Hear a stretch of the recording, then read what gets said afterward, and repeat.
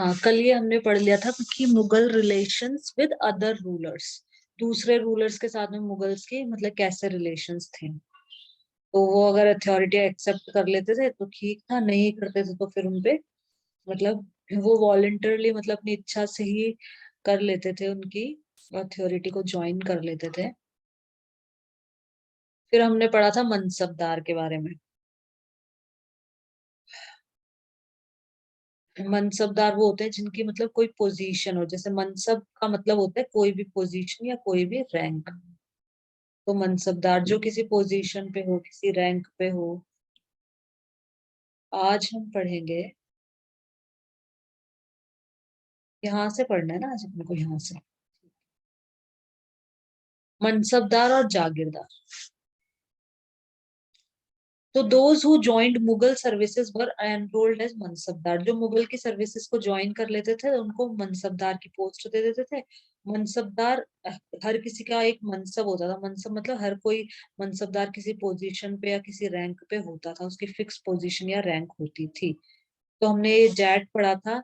ये जैट एक numerical value है, इसी के बेसिस पे मतलब उनकी सैलरी डिसाइड होती थी। जितनी हायर जैट होगी उतना ही मतलब मोर प्रेस्टिजियस उनका वो होगा, पोजीशन होगी, और उनकी सैलरी भी लार्ज होगी। ये अपन ने कल पढ़ लिया था यहाँ तक। आज हम पढ़ेंगे ये यहाँ से। The Mansabdar's military responsibilities required him to maintain a specified number of सावर और कैवलरी मैन। इसका भी लिख लो, कैवलरी मैन का लिख लो यहाँ से।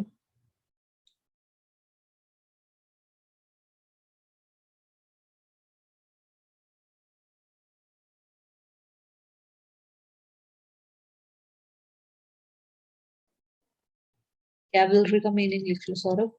The part of the army that fought on horses in the past, the part of the modern army that uses heavily protected vehicles.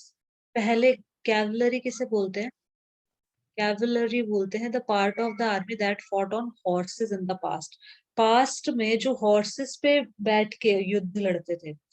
विगुत युग की घुड़सवार सेना, घुड़सवार जो सेना होती थी मतलब जो हॉर्सेस पे बैठ के, और फॉट फाइट का ही फॉर्म है, fight fought fought.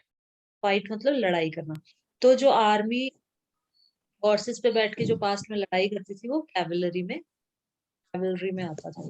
The part of modern army, modern army में that uses heavily protected vehicles, जो हैविली प्रोटेक्टेड व्हीकल्स का यूज करती है जो आर्मी, आधुनिक युग की कड़ी सुरक्षा वाहनों का उपयोग करने वाली सेना।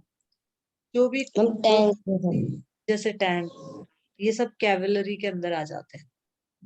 ठीक है, आगे बढ़ना। तो Mansabdar's military responsibilities required him to maintain a specified number of savar और cavalry man। तो cavalry man मतलब वही हो गया, सावर भी बोल सकते हो और cavalry man भी बोल सकते हो। तो मनसबदार्स की जो military responsibility required him to maintain a specified number of, मतलब इन लोगों को कैवलरी मैन रखने पड़ते थे स्पेसिफाइड नंबर। कुछ बता रखे होंगे कि इतने तो होने ही चाहिए तुम लोगों के इसमें, मतलब जहां भी तुम्हारा राज है तो यहाँ पे इतने कैवलरी मैन तो होने ही चाहिए। तो the mansabdar brought his cavalry man for review, got them their horses branded, and then received money to pay them as cavalry। तो mansabdar brought his cavalry man for review. Review का भी लिख लो। रिव्यू देना मतलब किसी के भी ऊपर रिव्यू देना कि वो कैसा है। कोई भी सपोज अपने कोई प्रोडक्ट कुछ खरीदा है तो उस पर रिव्यूज लिखना। सारे मीनिंग्स बता देती हूँ। The examining or considering again of something in order to decide if changes are necessary, किसी बात का पुनः परीक्षण और उस पर पुनः विचार, उसमें परिवर्तन की आवश्यकता पर निर्णय है। There will be a review of your contract after the first 6 months. The system is in need of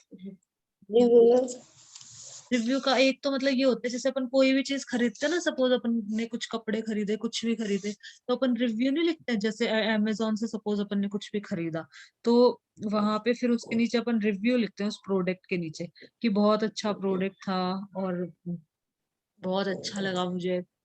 आप लोग भी हम रेट, जैसे कोई ऐप होता है ना, उसको रेट देते हैं। हाँ उसको रेट देते हैं, राइट।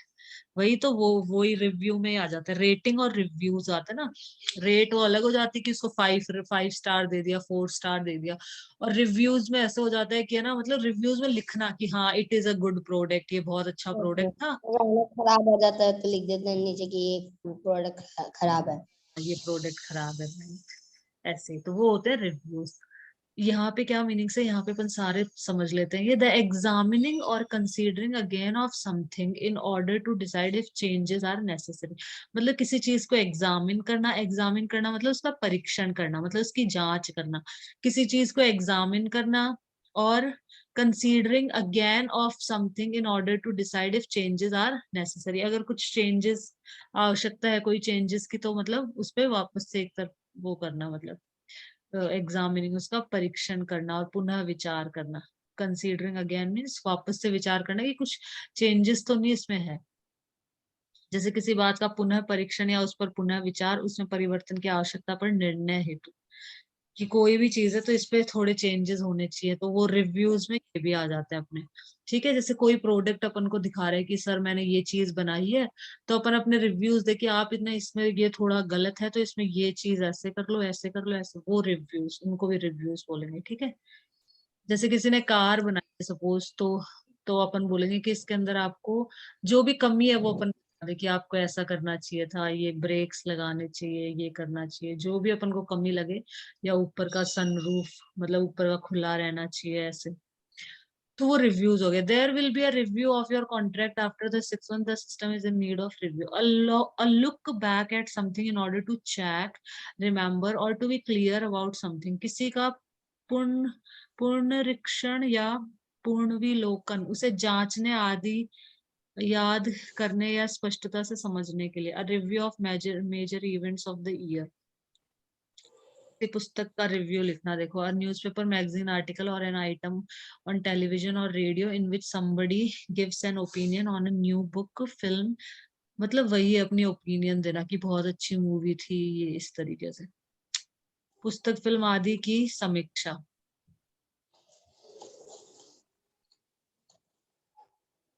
अपने वाले में होगा,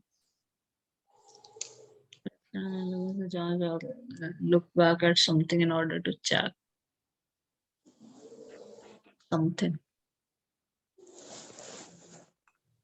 यहाँ पे क्या है, the mansabdar brought his cavalry man for review, got them registered। वो अपने कैवलरी मैन को लेके आता था रिव्यू के लिए। रिव्यू के लिए मतलब इसी चीज के लिए कि to look back at something in order to check, मतलब पूर्ण परीक्षण या पूर्ण विलोकन, उसे जांचने या फिर ये सब करने के लिए, स्पष्टता को समझने के लिए।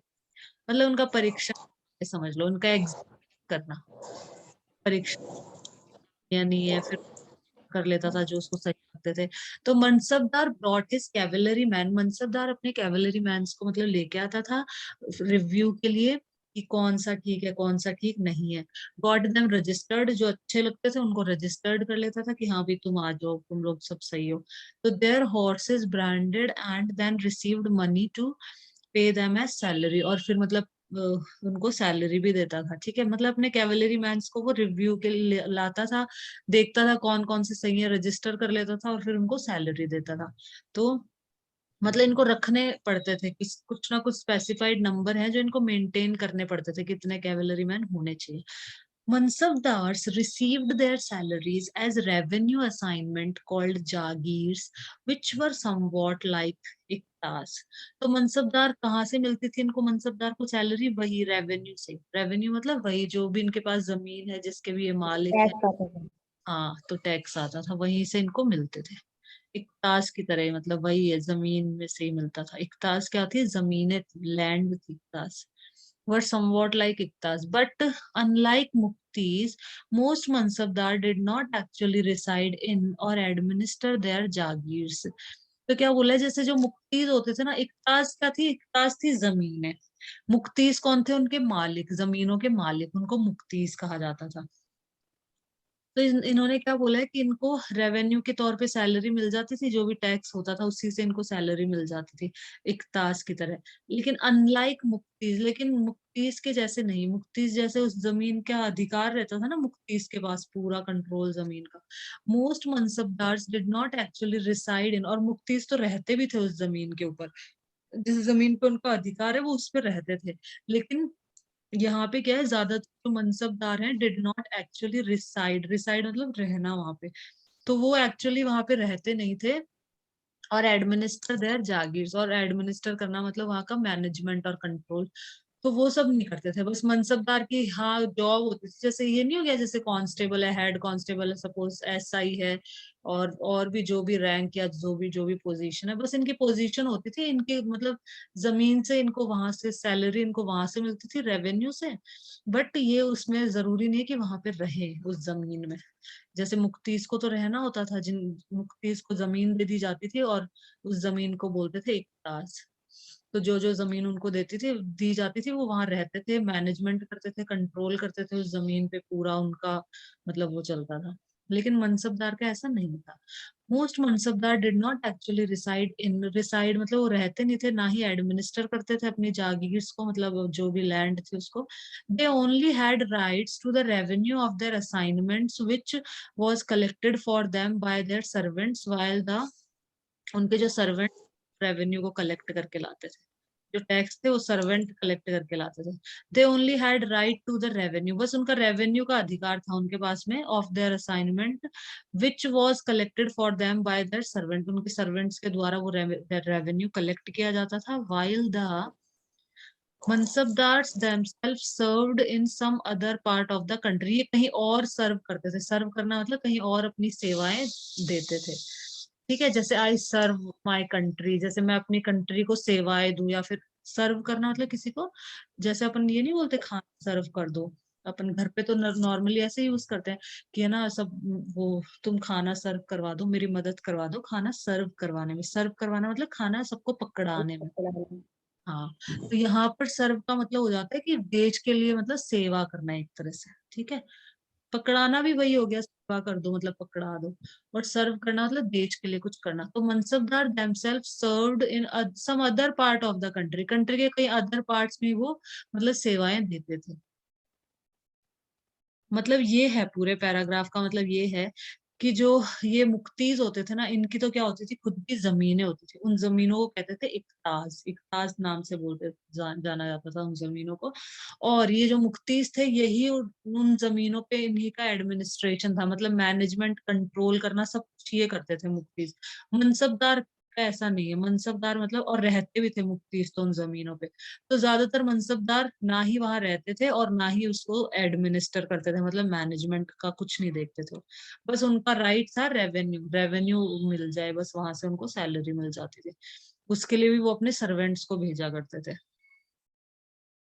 और ये कहाँ सर्व करते थे, अदर पार्ट कंट्री, कहीं और ही हिस्से में जहाँ पे भी इनका था वहां पे सेवाएं देते थे।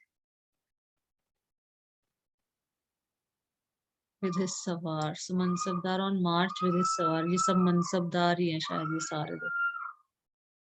और ये सवार, ये जो घोड़े पे बैठे हैं इनको सवार बोलता है, क्योंकि यहाँ लिखा है ना कैलेवरी मैन, देखो सवार कहाँ लिखा था, सवार और कैवेलरी मैन। सवार मतलब जो घोड़े पे बैठे हैं उन्हीं के लिए बोलते हैं सवार। In Akbar's reign, these Jagirs were carefully assessed so that their revenues were roughly equal to the salary of the Mansabdar. जागीर का मतलब वही जो लैंड होती है उन्हीं को बोला जाता है जागीर्स। तो अकबर के राज्य में, अकबर के राज में these jagirs were carefully assessed, assess करना मतलब जैसे अपन बच्चों को असेस करते हैं उनके टेस्ट लेके, एग्जाम लेके उनको असेस करते हैं कि मतलब उन्होंने कितना पढ़ा कितना सीखा। यहाँ से भी लिख लो चलो असेस, मतलब किसी को एक तरह से जांचना परखना, असेसमेंट वो होता है।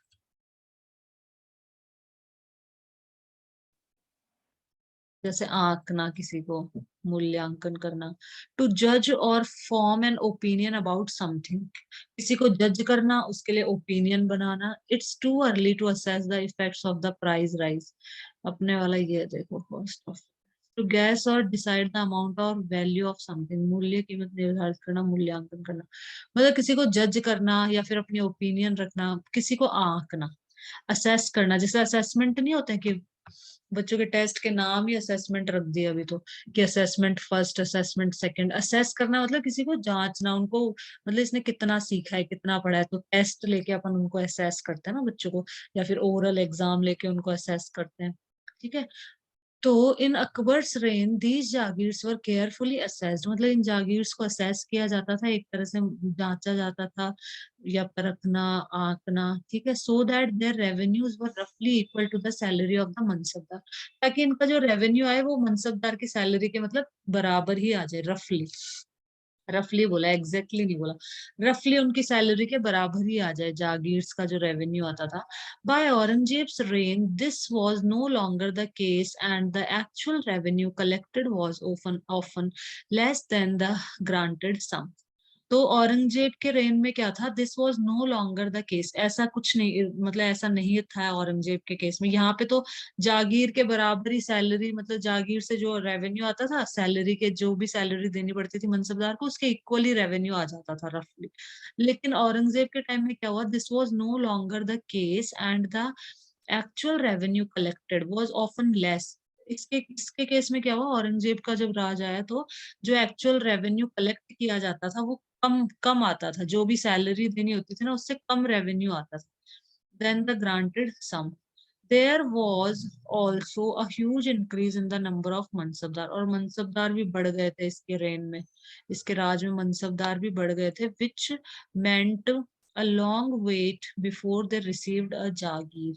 These and other factors created a shortage in the number of jagirs. तो जागीर्स के उसमें कमी आ गई थी, जो जागीर थी, विच मेंट लॉन्ग, क्योंकि इतने सारे मनसबदार हो गए तो हर सबको कहाँ से जागीर देते। तो which meant a long wait before the received the jagir, मतलब उनको बहुत वेट करना पड़ता था जागीर रिसीव करने के लिए। तो these and other factors created a shortage in the number of jagirs, तो इस वजह से मनसबदार की नंबर में इतना इंक्रीज हो गया तो जागीर्स का नंबर क्या हो गया था, कम हो गया था, शॉर्टेज हो गई थी, कमी हो गई थी। As a result, many jagirdars tried to extract as much revenue as possible while they had a jagir। तो ये जागीरदार क्या करते थे कि अभी चलो इनको जागीर दे दी कि तुम्हारी ये जागीर है, तो वहां से वो जितना रेवेन्यू कलेक्ट कर पाए, कि जब तक हम जागीरदार की पोस्ट पे हैं रेवेन्यू कलेक्ट कर लेते हैं, जितना कर पाए, जितना धन इकट्ठा कर पाए कर लेते हैं। As a result, many jagirdars tried to extract as much revenue as possible while they had a jagir। जब तक उनके पास जागीर थी तो वो एक्सट्रैक्ट करना मतलब वही कि वो ट्राई करते थे कि जितना रेवेन्यू हम एक्सट्रैक्ट कर सके ना, ले सके इनसे, उतना मतलब ले ले। Aurangzeb was unable to control these developments in the last years of his reign and the peasantry therefore suffered tremendously। तो जो पीजेंट्री थे, जो किसान थे, वो बेचारे बहुत ज्यादा मतलब सफर हुए थे। जो टेरिमेंडसली मतलब बहुत लार्ज अमाउंट में, बहुत ज्यादा सफर हुए थे किसान थे जो, क्योंकि ये, और unable to control these developments in the last years, उसके कंट्रोल में था नहीं तो, और ये रेवेन्यू जितना चाह रहे हैं उतना कलेक्ट कर रहे हैं उनसे। Figure 6, details from a miniature from Shah Jahan's reign depicting corruption in his father's administration. A corrupt officer receiving a bribe। ये देखो corrupt officer ये bribe ले रहा है। bribe का मतलब होता है घूस, रिश्वत। रिश्वत देते हैं ना कि तुम पैसे ले लो, 100 रुपए ले लो, 1000 ले लो, मेरा ये काम करवा दो, है ना। पुलिस वालों को किसी को भी, या फिर हमने हेलमेट नहीं पहना, पैसे ले लो, हमको छोड़ दो, तो इसको रिश्वत बोलते हैं, रिश्वत देना। A corrupt officer receiving a bribe and a tax collector punishing poor peasant। Officer तो ब्राइब रिश्वत ले रहा है और ये नीचे tax collector punishing poor peasant. Tax collector बेचारे, इनके पास कहाँ से टैक्स थे ये लोग, इनको टैक्स के लिए, टैक्स क्या होता था पहले, जैसे अनाज जो पैदा हुआ उसका 50% हमको दे दो। ये देखो कितने गरीब लग रहे हैं, इनके अनाज पैदा ही नहीं हुआ होगा, इनके खुद के कर्जा चढ़ रहा होगा बुरी तरीके से। तो ये टैक्स कलेक्टर भाई साहब हैं, ये इनको पिटाई कर रहे हैं कि हमें तो टैक्स चाहिए, चाहे तुम मरो कुछ भी हो, हमको तो टैक्स दो। तो ये टैक्स, तो ये जागीरदार, ये जागीरदार ही होते थे, इनके हाथ में जागीर होती थी, मतलब जो लैंड थी वो इनके हाथ में, मतलब ये वहां के मालिक होते थे, जागीरदार थे। तो ये जितना हो सके उतना टैक्स मतलब इनसे ले लेते हैं। फिर क्या पता हम जागीरदार ना रहे फिर।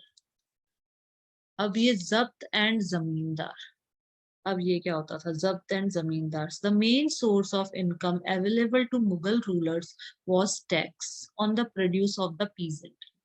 मुगल्स की मेन इनकम क्या थी, मेन सोर्स ऑफ इनकम क्या था, जो मुगल्स रूलर थे, जो शासक थे, जो राजा थे, उनका मेन इनकम का सोर्स क्या था, जो किसान थे ना बेचारे, किसान तो मेहनत करे इतने, मेहनत से मतलब अनाज बनाए और उनसे बस टैक्स ले लेना, राजाओं को बैठे बैठे उनसे टैक्स ले लेना, ये उनका काम था। तो उनकी मेन इनकम का सोर्स था कि जो पीजेंट, जो किसान लोग थे, उनका जो प्रोड्यूस होता था, प्रोड्यूस मतलब जो भी उत्पादन होता था उनके खेतों में, वहां से टैक्स ले लेना बस। In most places, peasants paid taxes through the rural elites, that is, the headman or the local chieftain. Rural elites जो होते थे, most places peasant paid taxes through the rural elites, मतलब गांव में ही, जैसे राजा थोड़ी टैक्स लेने के लिए आएगा, तो गांव में कोई इलीट होता है, मतलब जो भी नॉलेजेबल पर्सन है उनके लिए बोला जाता है, जो हाई रैंक नॉलेजेबल, पैसा भी है, सब कुछ है, ठीक है, तो इलीट होते हैं वो। तो कहाँ थे, इन मोस्ट प्लेसेस जो पीजेंट थे, जो किसान थे, वो टैक्स देते थे किसके थ्रू, रूलर रूरल लीड्स के through. That is the headman, जो भी हेडमैन होता था मतलब वहां का, या फिर लोकल जो मुखिया होता था, उसको देते थे, राजा तो नहीं लेने आएगा टैक्स। तो हर मुखिया बना रखा था कि गांव का ये मुखिया, ये तुम टैक्स कलेक्ट कर लेना सबसे, या फिर टैक्स कलेक्टर जैसे ये है यहाँ पे, इस तरह से होते थे जो टैक्स कलेक्ट करने आते थे। तो पीजेंट जो किसान थे वो इनको देते थे। The Mughals used one term, जमींदार। मुगल्स ने एक टर्म यूज करी, जमींदार, टू डिस्क्राइब ऑल इंटरमीडियरीज। इंटरमीडिएटर्स वो होते हैं, इंटरमीडियरीज है, इंटरमीडियर वो होते हैं जो बीच का जो इंसान है। जैसे राजा है, राजा को टैक्स राजा के पास जाएगा ना सारा, लेकिन हर जमीन, इतनी इतनी जमीनें होती हैं, तो सबका जमींदार या फिर जमींदार बना दिया इन्होंने, तो वो क्या है, टैक्स कलेक्ट कर लेता था, whether they were local headman of village or powerful chieftains। तो Mughal use one term zamindar to describe all intermediaries whether they were local headman of village or powerful chieftains। मतलब जमींदार, इसने ये बोला है कि जो भी बीच के जितने भी लोग होते थे उन सबको इसने जमींदार, मतलब इन्होंने, मुगल्स ने जमींदार के नाम से वो कर रखा था इनको।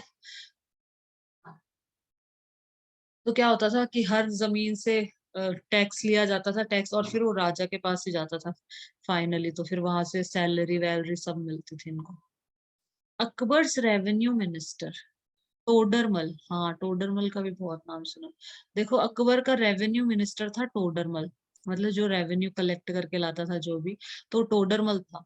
Carried out a careful survey of crop yield, तो उसने एक सर्वे किया क्रॉप यील्ड पे, यील्ड मतलब उत्पादन, क्रॉप मतलब फसलें, कि फसलें कितनी कितनी फसल हो रही है, किस किस किसान के, मतलब किस किस जमीन में, किस किस जागीर के अंदर, किस किस जमीन में कितनी कितनी फसलें मतलब पैदा हो रही है, उसने सर्वे किया है। सर्वे करना मतलब जाके देख लेना, या तो या जाके पूछ लेना कि हर साल कितना पैदावार होता है तुम्हारे, ठीक है, इस तरह से सर्वे करना, कैसे भी कर सकते हो आप सर्वे, किसी भी चीज का सर्वे करना है। जैसे सपोज अपन ने कोई कैंटीन कुछ खोला है, कुछ भी, ठीक है, तो अपन सर्वे करेंगे कि आप लोगों को क्या खाना पसंद है, वही हम लोग ज्यादातर अपनी कैंटीन में बच्चों को खिलाएंगे। बच्चों से सर्वे कर लिया कि आप लोग क्या खाना, तो बच्चों ने कहा पेटीज खाना पसंद है, पेस्ट्रीज खाना पसंद है, जो भी उनको पसंद है वो बता देंगे, तो वही चीजें रखी जाएंगी। ऐसे सर्वे करना मतलब किसी भी चीज के लिए सर्वे कर सकते हैं हम।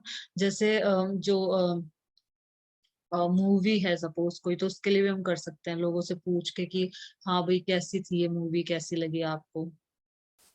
Carried out a careful survey of crop yield, yield मतलब उत्पादन, क्रॉप कितनी, क्रॉप मतलब यील्ड हो रही है, उत्पादन हो रहा है, उसका केयरफुल सर्वे किया इसने, टोडरमल ने। Prices and areas cultivated for a 10 year period, 10 साल के पीरियड का मतलब उसने पूरा सर्वे किया कि कितनी कितनी प्राइस, मतलब कितना कमाई हुई, और कितना मतलब 10 साल के पीरियड में कितनी कमाई और कितनी खेती हुई, सब उसने सर्वे किया। 1570 टू 1580, मतलब इस पीरियड के 1570 से लेके 1580, 10 साल हो गए ना।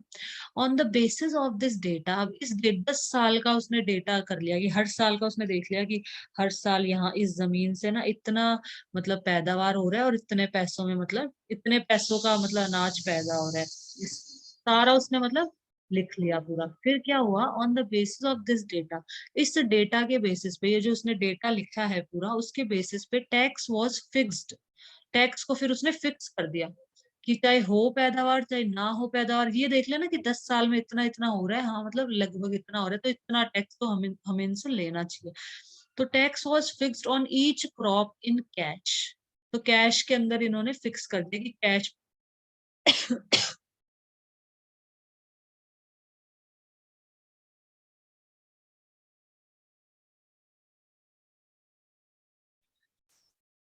Tax was fixed on each crop in cash. तो टैक्स फिक्स कर दिया गया कि इतना टैक्स मतलब तुम्हें देना है हर फसल पे, जो भी फसल होगी उस पे इतना टैक्स है, फिक्स कर दिया उसने टोडरमल ने। Each province was divided into revenue circle. Her province, province मतलब स्टेट समझ लो, या फिर जो भी एक राजा जिसका भी उस पे अधिकार है, ठीक है, तो हर प्रोविंस, हर जो एरिया था उसको डिवाइड कर दिया गया रेवेन्यू सर्कल्स के अंदर, with its own own schedules of revenue rates for individual crop.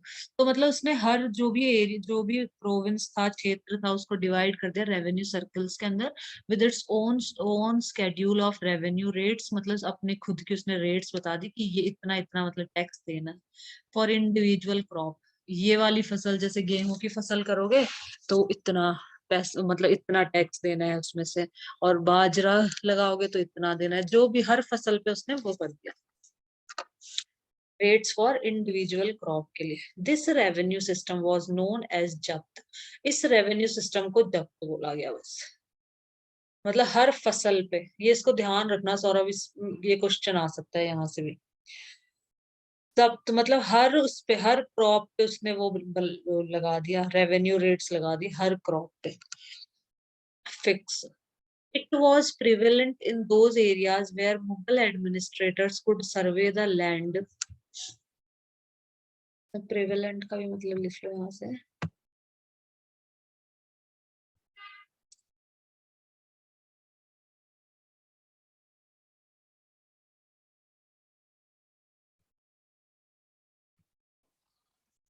Prevalent means most common in a particular place at a particular time. स्थान विशेष में समय विशेष पर सर्वाधिक प्रचलित।